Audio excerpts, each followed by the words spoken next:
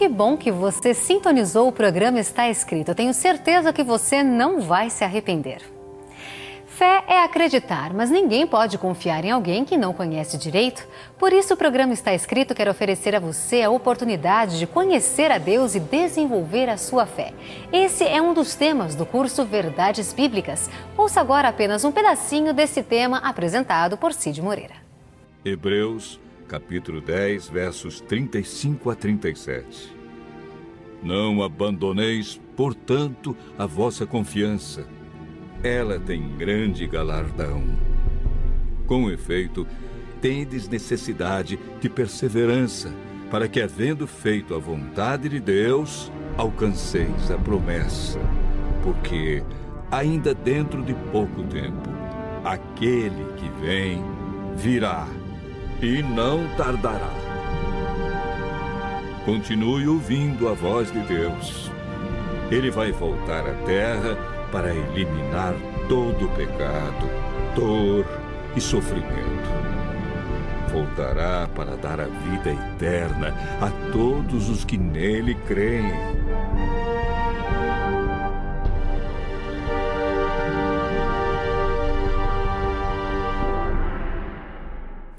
O curso Verdades Bíblicas é um presente do Está Escrito para você, totalmente grátis. Basta acessar o nosso blog novotempo.com/está escrito. Logo na primeira página você preenche um cadastro e vai receber em sua casa sem nenhum custo. Se preferir, mande suas informações através do e-mail estaescrito@novotempo.com ou escreva para a Caixa Postal 7, CEP 12.300-970, Jacareí, São Paulo. Estamos aguardando por você. Eles promovem a paz, a harmonia e o amor. Sua filosofia tem simpatizantes em todo o mundo. Você está assistindo a série As 7 Maiores Religiões do Mundo. No programa de hoje, o pastor Ivan Saraiva apresenta a 5ª maior religião do mundo, o budismo. Fique conosco, o Está Escrito começa agora. Ele permaneceu através dos tempos. O livro de Deus, a Bíblia, indispensável em nosso mundo complexo, transmitindo esperança ao redor do mundo.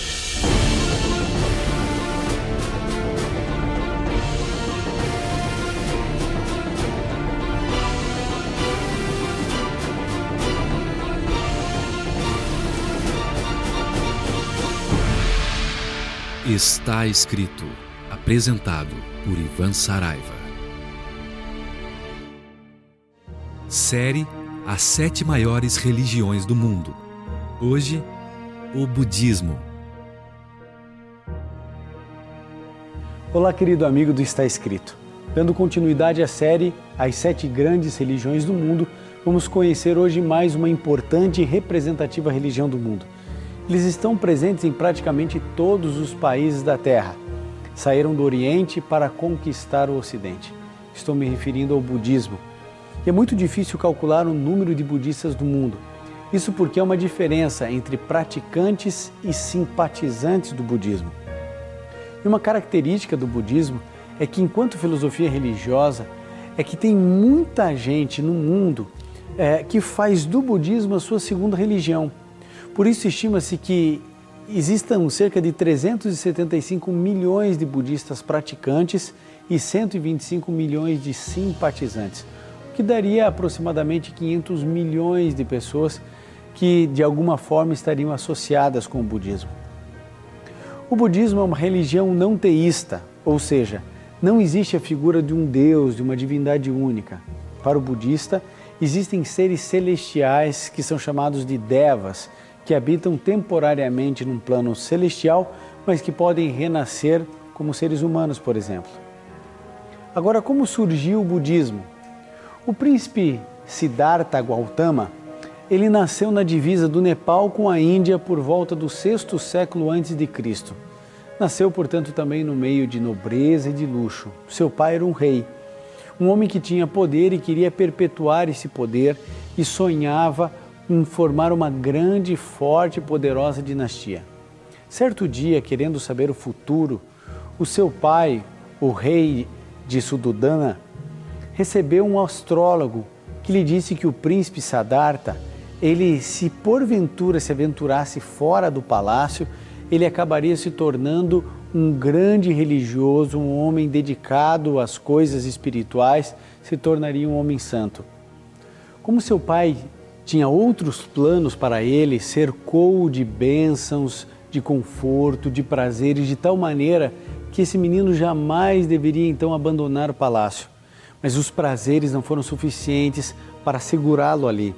E como todo jovem, ele buscou liberdade, a busca pelo desconhecido, e fez com que o jovem príncipe Siddhartha fugisse 4 vezes, sendo que da primeira vez ele se encontrou com um velho e entendeu que com o passar dos anos ele também iria envelhecer. Portanto, na sua ideia deveria voltar ao palácio e enquanto era jovem aproveitar ao máximo a sua juventude e os prazeres. Depois ele saiu uma segunda vez.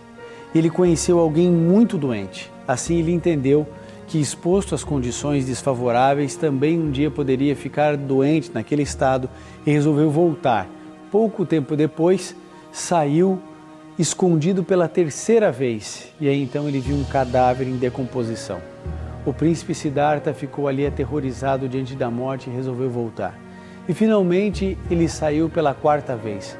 Só que agora ele se encontrou com um ascético, um jovem seminu privado de alimento, abstêmio de bebida, de prazeres, de luxo, o que chamou a atenção de Siddhartha Gautama.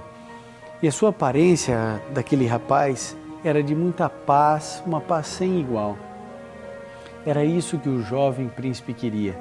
Por isso resolveu levar uma vida de meditação. Num primeiro momento ele quase morreu de fome, mas depois de aceitar um pouco de arroz e leite de uma menina, mudou a abordagem. Assim ele descobriu aquilo que os budistas chamam de o caminho do meio, um caminho que não passa pela luxúria, pelos prazeres sensuais, mas também não passa pela mortificação da ausência completa de alimentos. Quando tinha 35 anos, Siddhartha sentou-se debaixo de uma figueira e com o propósito de não sair dali enquanto não alcançasse a iluminação espiritual e recebesse as respostas para todas as suas indagações. O budismo ensina que o segredo da vida é o amor fraternal. Apenas o amor pode banir o ódio, amar os inimigos. Isso acaba se tornando uma joia rara na vida. E o objetivo final da vida, obviamente, dentro do budismo, é o nirvana. É um estado de perfeita paz e de perfeito amor. O budismo ensina também que o egoísmo está no centro da miséria do mundo e pode ser eliminado por 8 passos, que são as regras ou os mandamentos do budismo. Primeira regra, o primeiro passo, o primeiro mandamento do budismo: crenças corretas. Você precisa crer naquilo que é verdade. Segundo aspecto, segundo passo: você deve não ter apenas crenças corretas, mas esforços corretos também. Terceiro lugar, pensamentos corretos. Crenças corretas, esforços corretos, pensamentos corretos, ideais corretos. Em quarto lugar, em quinto, obras corretas. Em sexto, ações corretas. Em sétimo lugar, maneira correta de ganhar a vida. E em oitavo lugar, meditação correta. Você perceba que o budismo ele entende que você e eu devemos ter uma vida correta em muitos aspectos. 8 passos importantes para que você consiga, no equilíbrio desses 8 passos, atingir o nirvana, que é o estado de plenitude, de paz e de amor. Siddhartha Gautama passou então a ser chamado de o iluminado, que em sânscrito é Buda. Seus ensinamentos foram compartilhados com seus 5 amigos, que passaram assim a ser os seus primeiros seguidores, os seus primeiros discípulos. Imagine hoje 500 milhões de pessoas, mas começou ali com 5 pessoas, 5 amigos que começaram a difundir e a viver os ensinamentos agora do budismo, daquilo que demonstra ter luz, daquilo que é iluminado. O budismo também ensina o renascimento, ou seja, a reencarnação como forma de evolução espiritual. Isso porque acreditam os budistas que existem 6 mundos distintos em que a pessoa pode renascer: os reinos celestes, reinos humanos, reino dos animais, espíritos guerreiros, espíritos insaciáveis e reinos infernais. De acordo com o livro tibetano da morte, existem 49 etapas ou 49 dias após a morte em que os monges oram para que os mortos possam atingir a terra pura, lugar de paz e tranquilidade, e assim possam renascer em níveis superiores. Seria mais ou menos como a ideia do catolicismo do purgatório. Só que agora ninguém precisa pagar, mas sim muitas pessoas orar para então saber como essa criança, essa pessoa, esse adulto vai renascer, ressurgir, em qual reino, em qual mundo. Para o budismo, a mentira é o maior de todos os pecados. Certos mestres afirmam que mentira equivale a matar 10 homens. Calcula-se que houve um tempo em que 1/3 da população do mundo fosse budista. Por isso o budismo está entre as 7 maiores religiões do mundo. É bem verdade que, por exemplo, como no Japão, o budismo ele tem perdido bastante espaço. Mas você sabe, os budistas eles têm seus discipuladores e os seus missionários espalhados por todo o mundo. Os budistas são pessoas pacíficas, generosas e amáveis. A grande questão é qual é a fonte desse amor fraternal capaz de vencer o ódio, de eliminar o egoísmo e transformar o coração humano. Esse amor não é natural próprio do ser humano, você sabe disso. Um amor como aquele que Paulo menciona em 1 Coríntios 13 não é algo natural ao ser humano. Leia comigo o que está escrito ali, em 1 Coríntios 13, 3 a 7. Veja se esse tipo de amor é natural de cada um de nós. 1 Coríntios 13, 3 a 7 diz: ainda que eu distribua todos os meus bens aos pobres e entregue o meu corpo para ser queimado, se não tiver amor, nada disso me aproveitará.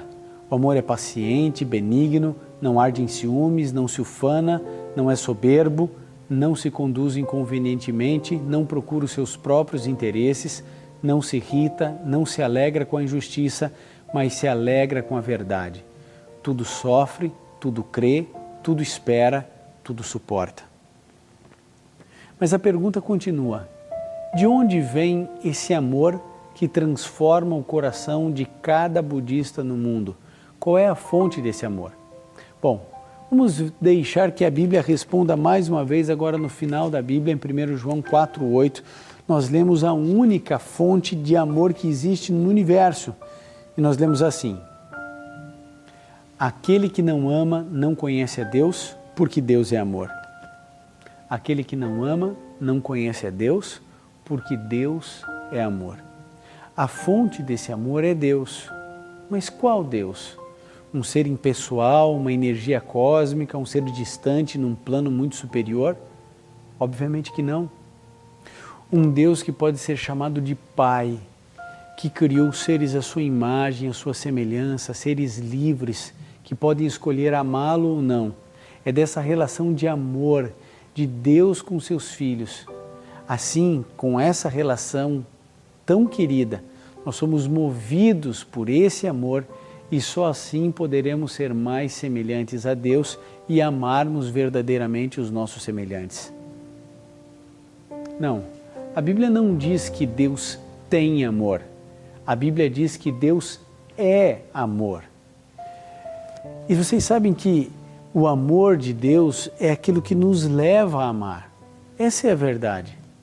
Já que os budistas afirmam que o pior pecado é a mentira, eu pergunto: Jesus foi um homem bom ou um mentiroso? Pode um homem ser ao mesmo tempo bom e mentiroso?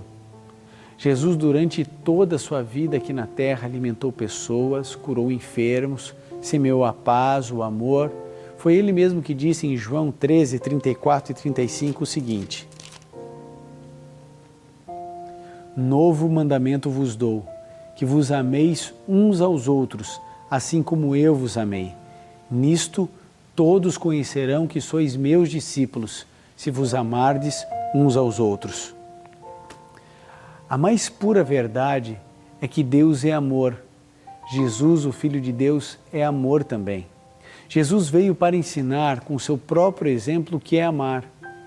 E momentos antes de dar a sua vida, a maior prova de amor, ele um dia antes de dar e entregar ali a sua própria vida, ele diz com todas as letras que amar ao próximo não é um princípio apenas, mas um mandamento, uma ordem. Precisamos entender que não adianta apenas fazer o que é certo, mas fazê-lo pelas razões corretas. Caridade para eu ganhar a vida eterna não é caridade. Amar os outros para que eu renasça melhor em uma nova encarnação não é amor, mas uma estratégia para eu me dar bem. Temos que amar, temos que ser caridosos, mas unicamente como resposta de gratidão. O meu semelhante tem valor, faço algo por ele sem nada em troca, sem querer me beneficiar por ajudar. Essa é a atitude que eu e você encontramos às vezes, sabe onde? Nos políticos e nos mentirosos. Eles ajudam o pobre porque têm interesse no voto. Eles ajudam as pessoas porque eles têm interesses pessoais. Isso é mentira. Eu não posso agora começar a estabelecer uma rede de caridades, de boas ações, pensando assim, não, agora com certeza quando eu morrer, aí eu vou ressurgir, eu vou me reencarnar e aí eu vou ser uma pessoa mais rica, mais próspera, mais influente. Isso é próprio dos políticos e não de uma religião sincera, pura e boa. E é por isso que eu amo o cristianismo. Uma religião que tira de mim o que eu tenho de melhor. Uma religião que coloca o semelhante acima dos meus interesses, dos meus valores, que me ensina a amar, inclusive quem me odeia. Sem dúvida, as filosofias do Oriente e do Oriente Médio, elas são interessantes, mas nada se compara à mensagem do cristianismo. Nada, absolutamente nada. Eu queria conversar um pouquinho com você que é budista. Eu sei que muitas vezes você pode dizer assim, não, mas o cristianismo talvez é uma boa teoria, mas na prática os cristãos são muito piores do que aqueles que seguem o budismo. Eu não vou discutir isso. Você tem uma percepção, talvez eu tenha outra, mas eu preciso alertar você de algumas coisas. Sabe, a filosofia budista pode ser meditativa, pode ser coerente, ela pode ser socialmente interessante, mas lembre-se, o cristianismo é uma religião diferente, porque ela orienta você a fazer as mesmas boas obras, respeitar, se dar ao respeito, cuidar, proteger a natureza, mas tudo isso, nada disso vai te beneficiar com o intuito de você se salvar ou ter alguma vantagem pessoal. Não é isso.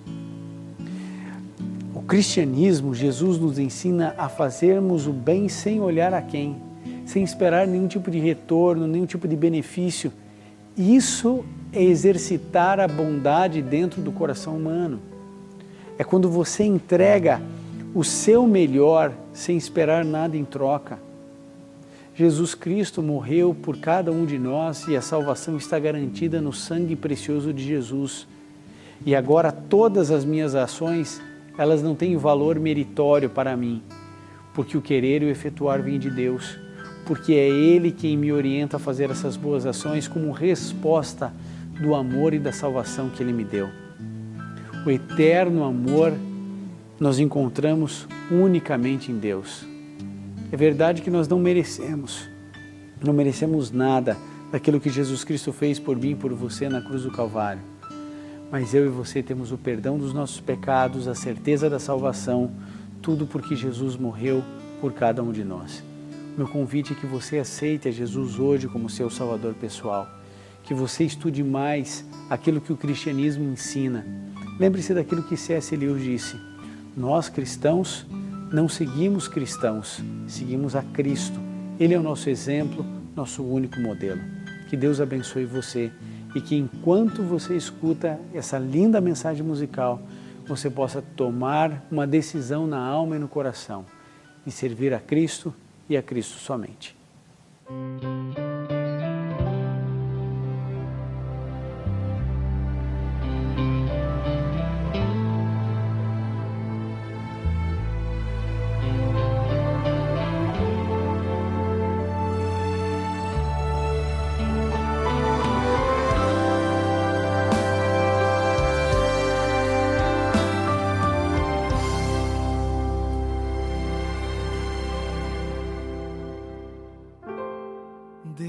Depois de tanto esperar, escutei uma voz do céu, tão forte como um trovão, como águas a jorrar. Não tinha como duvidar, podia ouvir o coro cantar, e um anjo apareceu, e então sorriu pra mim. Mal posso esperar pra herdar então meu lar, conforme a promessa pela qual lutei, rever os meus amados que em Cristo descansarão, e ao grande coro quero me unir e juntos celebrar Jesus.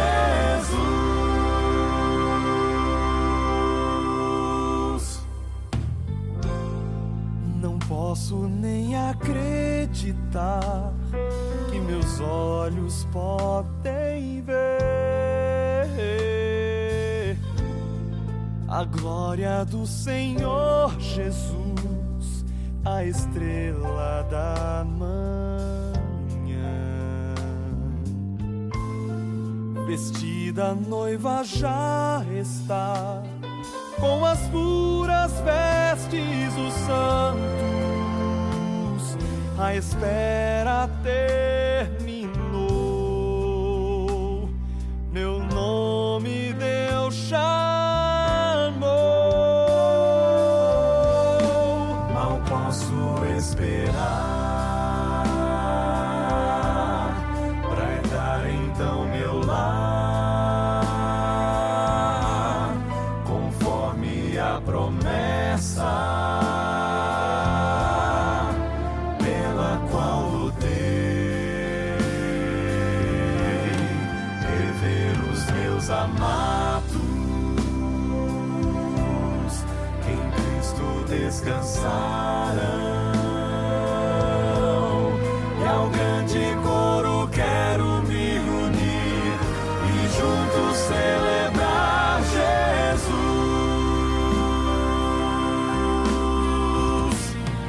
Então vou abraçar e estar juntinho aos meus, chorar, sorrir, louvar, pois o dia enfim chegou.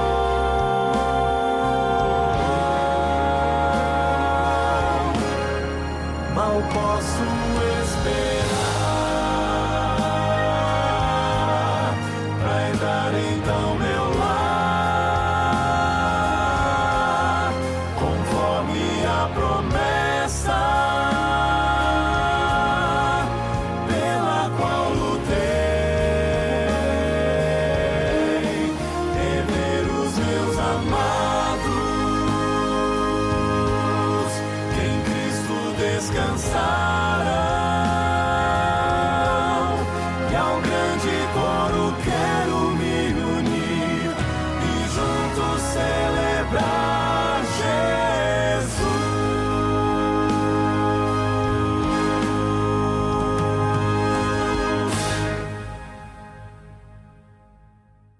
Se puder, feche seus olhos, curve sua fronte e vamos juntos orar. Querido Pai, ajude-nos, Senhor, a seguirmos a Tua palavra e a Tua verdade. Que nenhuma filosofia, por bela que seja, venha tirar de nós a nossa devoção e a salvação que encontramos em Cristo. Pois é no nome dele que oramos. Amém. No Está Escrito de hoje, você pôde ver como iniciou o budismo e também quais são os seus ensinamentos. Mas será que todos os caminhos levam a Deus? Esse é apenas um dos 21 temas do curso Verdades Bíblicas apresentados por Cid Moreira. Você pode ouvir no seu carro, no computador, no seu aparelho de som, a hora que você quiser. E ainda pode baixar os áudios em MP3 para colocar no seu smartphone. O curso Verdades Bíblicas é um presente do Está Escrito para você, totalmente grátis. Basta acessar o nosso blog novotempo.com/estaescrito, preencher um cadastro logo na primeira página. É só clicar no ícone com a ilustração do estudo bíblico. Se preferir, mande um e-mail para estaescrito@novotempo.com ou escreva para a Caixa Postal 7, CEP 12.300-970, Jacareí, São Paulo. E não se esqueça de nos informar o seu nome e endereço completo com o CEP. Você vai receber em sua casa totalmente grátis. Você pode também nos seguir no Twitter, @NT Está Escrito. Curta nossa página no Facebook, Está Escrito Brasil. Entre em contato conosco. Estamos esperando por você. Lembre-se, amigo, está escrito: nem só de pão viverá o homem, mas de toda a palavra que sai da boca de Deus.